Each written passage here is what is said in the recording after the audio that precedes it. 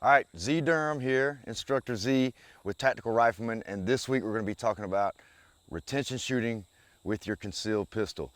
Before we get into the dynamic portion of this, I want you to understand a few things. I'm surprised when I meet students that don't understand that when the slide is impeded on a striker-fired weapon or pistol such as a Glock that I'm carrying, it'll still go off as long as you have a round in the chamber, right? Another reason to have a round in the chamber when you're carrying concealed, by the way.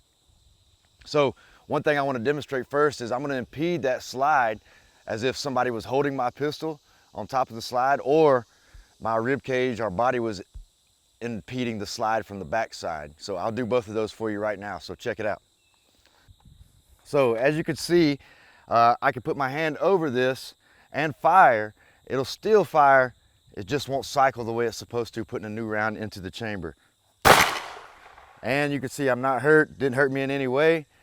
Okay, all I have to do at this point to correct this is make sure my magazine's seated because I was just in a scuffle potentially, and rack one more time to make sure I have a bullet in the chamber.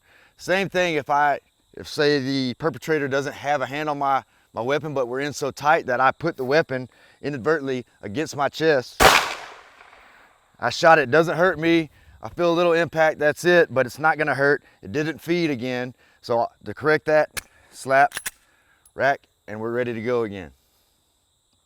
Now, something else that you can do, if I still engaged with the perpetrator with one hand and only have one hand to be able to slap rack, all right, I can use the things around me or the rest of my body to seat that magazine and rack that slide.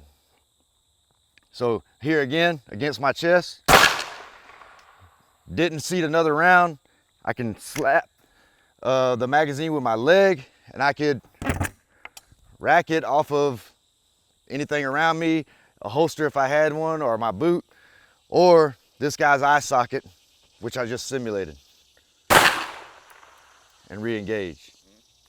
So in addition to those basic mechanics that we need to understand about that striker-fired pistol, we also need to understand a few things about being in close proximity fighting in a scuffle of some sort with a pistol. It can be very tricky and dangerous, especially dangerous as far as shooting your own self while you're in a scuffle.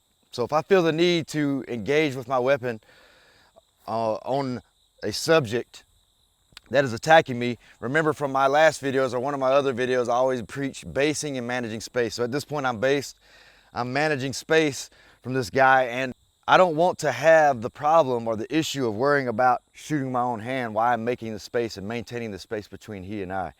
So I want a way to alleviate that, a safe way that I can keep my weapon down and low so I can hit that pelvic area, that hip girdle, and stay low on this guy to stop him mechanically as I make space and then work my way back up.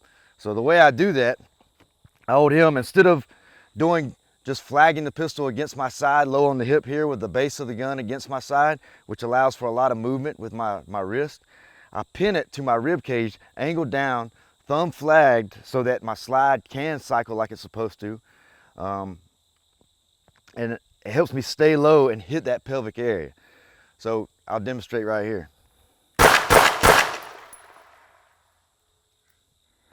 Now you can see I hit 3 shots right in the same spot, fairly accurate in the pelvic area. No worry about my hand being on the subject or the target at this time.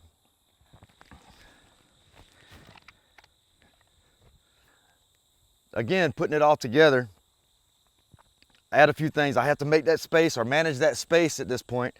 I have to be able to pull my garment and catch with my other hand, whether it be at the appendix like I'm carrying now or the 4 o'clock.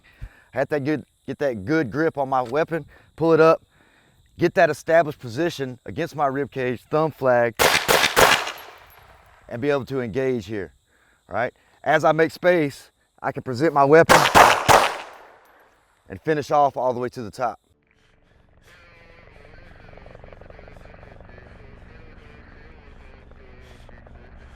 If you like this video, make sure to like, comment, and subscribe. Also, make sure you follow us on Facebook, Instagram, and Twitter so you don't miss out on anything.